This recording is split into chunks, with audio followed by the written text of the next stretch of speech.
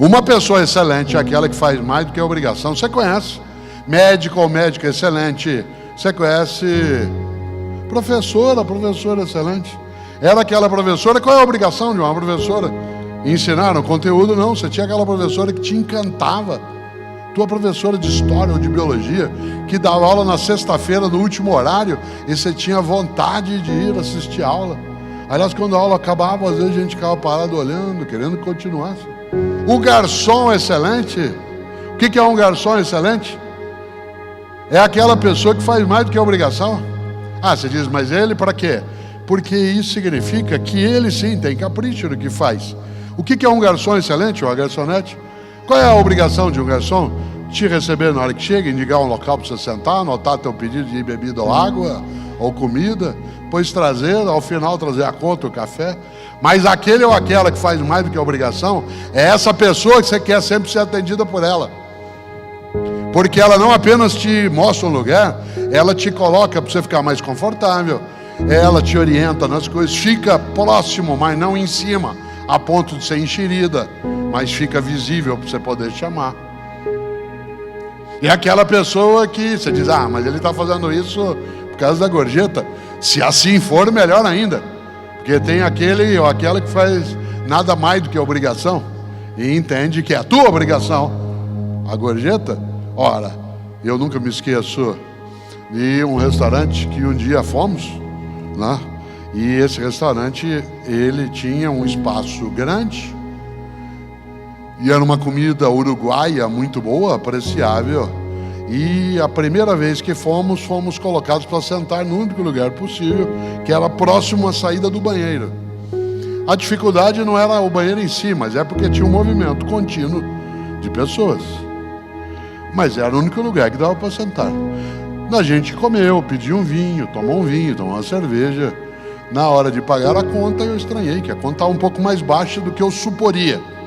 E quando eu olhei, o garçom disse, olha, o gerente decidiu não cobrar o vinho que vocês tomaram, porque vocês ficaram sentados num lugar que não era tão bom. Será que ele deixou de ganhar R$80? Não, o que ele fez foi nos ganhar várias outras vezes que nós voltamos. Porque alguém que faz isso é capaz de ter inteligência. Claro, é mais ou menos como o restaurante que você chega, você está acompanhado de outra pessoa, você não conhece direito, cada um pede um prato. O garçom, a garçonete excelente vira para você e diz assim, olha, o prato aqui é bem servido, um dá para dois. Você olha e pensa assim, ah, esse cara não está fazendo negócio, não, você vai voltar lá. É outra lógica. Portela, eu queria ministrar um curso online, passar o meu conhecimento por meio da internet, mas eu não sei por onde começar. Com frequência eu recebo essa pergunta e a minha resposta é, se você quer ensinar alguma coisa, precisa desenvolver, antes de mais nada, uma metodologia de ensino. Você tem conhecimento, mas precisa decodificar esse conhecimento em um método pelo qual as alunas, os alunos sejam capazes de assimilar e aplicar no cotidiano deles. Nós estamos num ano em que temos eleições gerais na nossa nação, isso é importante, né, numa democracia, e eu acho que um dos programas de formação da vida mais belos que eu já vi foi trazido um dia por Jesus de Nazaré. Uma pessoa que não tinha um mandato, que não estava vinculado a algo que hoje a gente chamaria de política institucional, mas que, é claro, fazia política no sentido mais belo que os gregos trouxeram. Vocês sabem que a palavra política, né, no grego antigo equivale à palavra cidadania no latim antigo. É que uma é grego, outra é latina. Polis é comunidade de vida. Alguém que faz política participa da vida da comunidade. E os latinos, em vez de chamar de polis a comunidade de vida, chamavam de civitatem, que depois deu cidade, cidadania. Parênteses, eu acho engraçado que algumas pessoas dizem assim, eu não me meto em política, o que eu quero é fazer cidadania. Se ela estudasse um pouco mais de idiomas antigos, ela ia entender que nós estamos falando da mesma coisa, só que uma é em grego e outra em latim. A sensação que dá é que política é uma coisa feia, suja, não merecida, e cidadania é uma coisa elevada. E ela significa o mesmo, com uma diferença: o idioma de origem e o uso que nós damos no cotidiano. Mas quando Jesus de Nazaré ele interfere na vida da comunidade.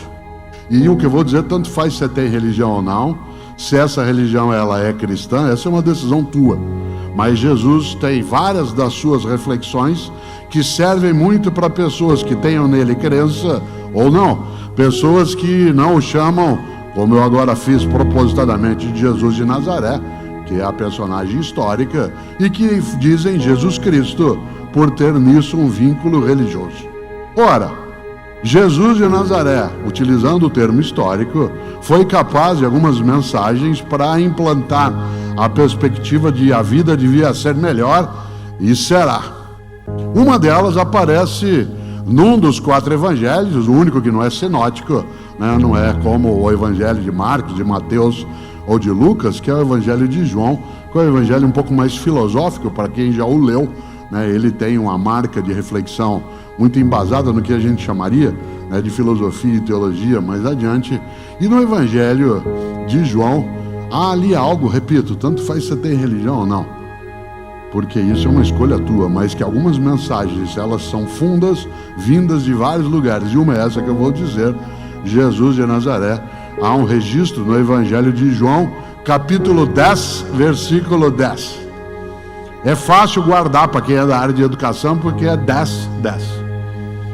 E no capítulo 10, versículo 10 do evangelho de João, ele escreveu algo atribuído a Jesus de Nazaré, que eu acho magnífico como proposta de convivência, de vida, portanto uma ação política, não necessariamente partidária, né? Porque isso é outra forma de fazer, é um dos modos de fazer política.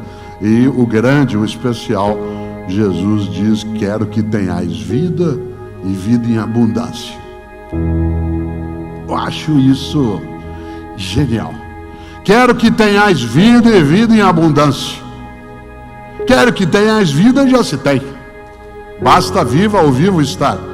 Mas a frase mais marcante é: não é qualquer vida, não é mini vida, subvida, banal vida, vida de miserabilidade, de dolo, apenas exclusivamente aquilo que machuca. Quero que tenhais vida e vida em abundância. Você sabe o que é abundância? Abundância não é exagero, não é desperdício. Abundância não é de modo algum o luxo descartável. Abundância é suficiência. Abundância é suficiência.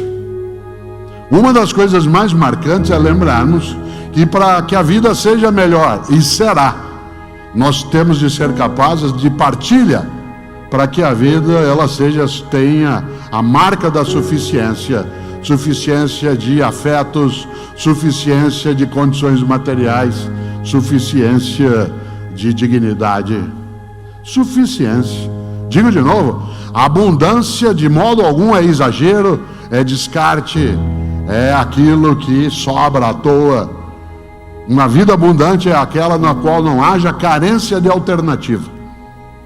Se você e eu tivermos uma carência de alimento, de abrigo, de cuidado de saúde, de afeto, a abundância é exatamente quando há suficiência. E eu estou dizendo isso por uma razão, porque pessoas que têm mais idade como eu, talvez se lembrem do que eu vou dizer agora. Nosso país, nos 50 anos mais recentes, ele teve uma progressão econômica inédita no tempo anterior. Nós tivemos, nos 50 anos mais recentes, uma mudança significativa em termos de condições econômicas. Claro que estamos vivenciando um momento muito difícil, em que há, sim, uma carência forte, uma miserabilidade em várias circunstâncias, que é movida por variáveis de natureza diversa, mas que tem, sim, um momento que é complicado. Ainda assim, nós ainda guardamos o fato de sermos uma das 15 maiores economias do planeta.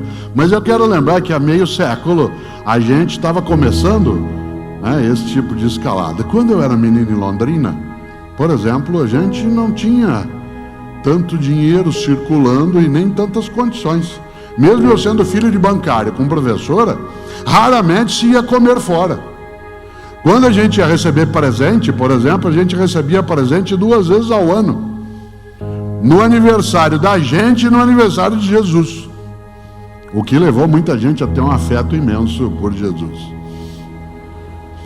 Você ganhava presente no teu aniversário. Eu que nasci no dia 5 de março, eu ganhava um presente em março e eu tinha que cuidar direitinho dele, porque outro só em dezembro. Então, se quebrasse o caminhãozinho, eu tinha que arrumar a rodinha, eu tinha que acertar. Atenção, eu não vivia uma circunstância de penúria, mas não havia tanta circulação. Quando eu era menino, pouca gente tinha carro na família. Era um tio que tinha carro. E a gente, inclusive, saía aos domingos para fazer uma coisa que era dar uma volta. Hoje a gente detesta o trânsito, mas existia uma época em que a gente entrava todo mundo dentro do carro, 8, 9 crianças. Não existia cinto de segurança. Alguns no Fusca iam lá atrás, naquela parte aberta do banco de trás, em que estranhamente se negava a lei da física, que dizia que 2 corpos não ocupam o mesmo lugar.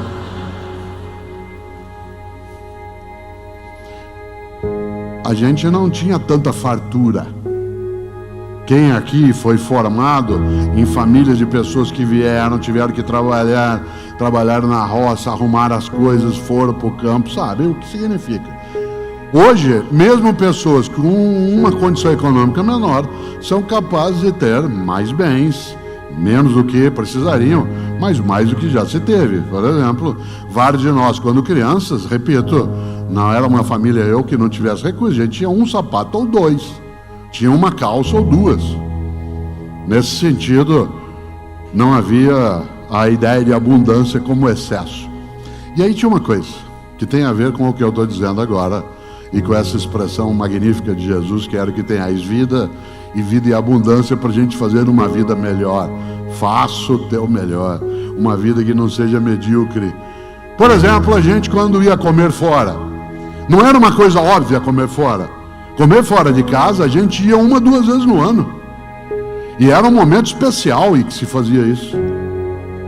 Aliás, o lugar onde eu ia, em Londrina, com a família, eu tenho memória disso até hoje, quando eu tinha 6, 7 anos de idade, era uma churrascaria, a primeira de Londrina, chamada, olha que nome criativo, Churrascaria Gaúcha. Ficava no comecinho da Avenida Santos Dumont, onde hoje fica o aeroporto de Londrina.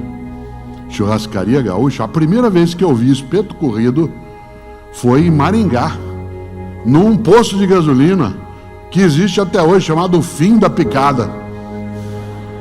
E era o fim da picada, no sentido literal do termo. A cidade acabava ali, a picada terminava ali. E a gente, quando podia ir a um lugar desse, era uma alegria. Durante o ano inteiro, onde que a gente almoçava no final de semana, para descansar um pouco, a família inteira, na casa dos outros. Ou vinham na nossa casa. Mas com uma coisa maravilhosa: não dava para quem recebia bancar toda a comida, porque nós éramos 10, 12, 15 pessoas, 20, e a gente alternava as casas no final de semana, casa de tia, de parente, de amigo. E aí tinha um milagre que é especial. Como não dava para quem recebia bancar tudo, cada família levava alguma coisa. Cada um levava uma coisa. A família levava uma lasanha, outro levava um frango, outro levava um lombo, a outra família levava uma macarronada, outra uma maionese de batata. E aí servia para todo mundo. E agora vê o milagre. Cada uma levava uma coisa, e na hora de ir embora todo mundo levava mais do que tinha trazido. Cada um levava uma coisa, e na hora de ir embora todo mundo levava mais do que tinha trazido. Eu lhe dei 20 mil réis para voltar 3.300, para tirar 3.300 você tem que me voltar, é 17.700, é 16.700. E de repente não fazia sentido matemático que diz que o todo não pode ser menor que as partes, mas as partes ficaram maior que o todo. Cada um de nós levava um pouco, e quando ia embora levava mais do que tinha trazido, porque cada um de nós, cada família levava para casa uma matula, um farnel, uma marmita.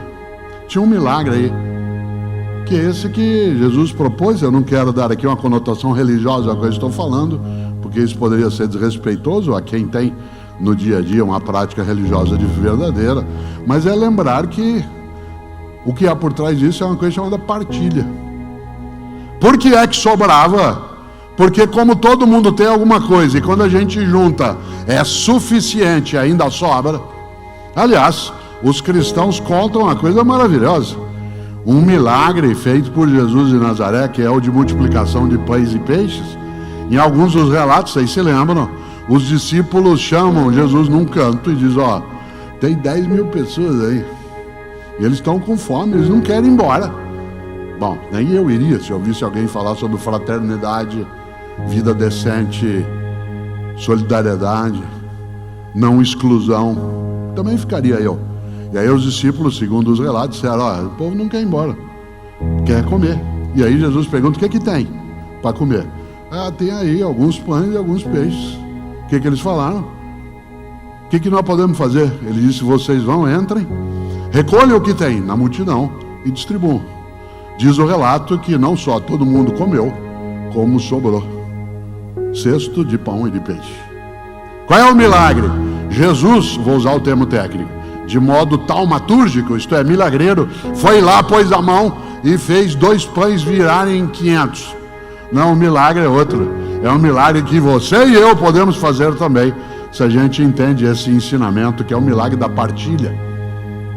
A partilha, a capacidade de repartir, isto é, de multiplicar. Porque quando você divide, você diminui, mas quando você multiplica, você faz crescer. Nós temos substituído paulatinamente uma vida dividida por uma vida multiplicada. Não é fácil, não é ausência de conflito, porque nós não queremos na vida a paz dos cemitérios, onde não há paz, o que há é impossibilidade de discordância.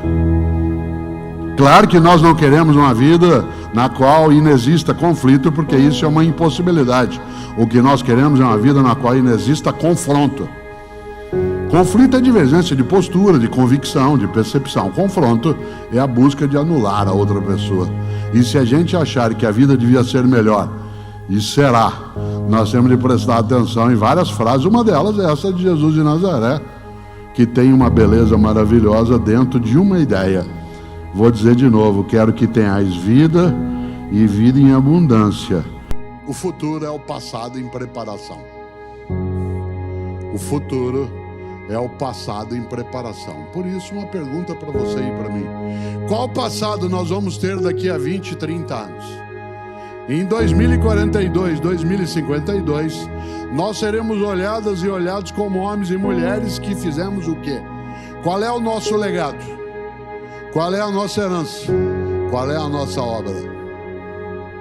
Quando em 2042, 2052, olharem o nosso tempo, imaginarão que nós somos homens e mulheres que falamos, eu faço o que eu posso. Ou fomos capazes sim de viver e dizer, eu faço o que eu posso. Ou seja, não deixe de fazer o que pode ser feito. E nesse que pode ser feito, faça o meu melhor naquela condição. Evidentemente, se a gente não pode, por conta ainda de um momento de restrições, fazer com que a gente se encontre mais proximamente, como lembrou o Paulo Godoy no início, né, de tirar fotos, mas a gente pode fazer de outro modo. A hora que terminar, o Pedro virá e vai fazer, né, uma foto nossa, mais panorâmica, vamos postar no site da palestra. A gente vai fazer em 3, 4 blocos, provavelmente, né, para poder caber em todas as pessoas. É o melhor na condição que a gente tem, porque é o que equivale. Algo que todas as vezes que posso eu repito.